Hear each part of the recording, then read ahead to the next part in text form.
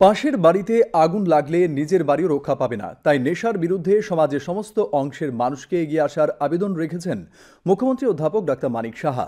আজ সিপাহীজলা জেলায় 200 শয্যার সুসংহত নেশা মুক্তি ও পুনর্বাসন কেন্দ্রের ভূমি পূজা ও শিলান্যাস অনুষ্ঠানে তিনি একথা বলেন।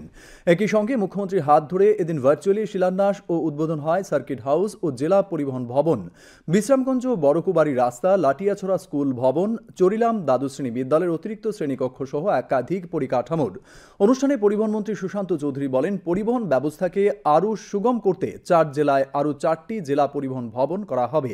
অনুষ্ঠানে অন্যদের মধ্যে ছিলেন সিপাহীজলা জেলা পরিষদের সভাধিপতি সুপ্রিয়া দাস দত্ত, বিধায়ক সুশান্ত দেব, অন্তরা সরকার দেব, কিশোর বর্মন, তফাজ্জল হোসেন প্রমুখ।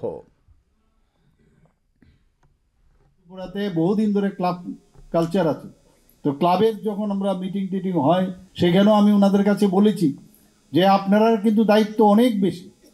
দেখুন কোন জায়গার মধ্যে কোন ছেলে কোন জায়গায় কোন বাড়িতে বিক্রি হয়, সেটা পুলিশ দিয়ে কিছু হবে না, কত করা যাবে। কিন্তু আপনারা যদি আরো বেশি সজাগ হন তাহলে এই সরকারের যে আমাদের এজেন্সিগুলো আছে তারাও কিন্তু আপনাদের হেল্প করবে। সিপাহীজলা, ঊনকোটি জেলা, শান্তিরবাজারে দক্ষিণ জেলা এবং খোয়াই জেলার তেলিয়ামুড়াতে 4টে ডিটিও অফিস তৈরি করার জন্য আমরা হাত দিয়েছি।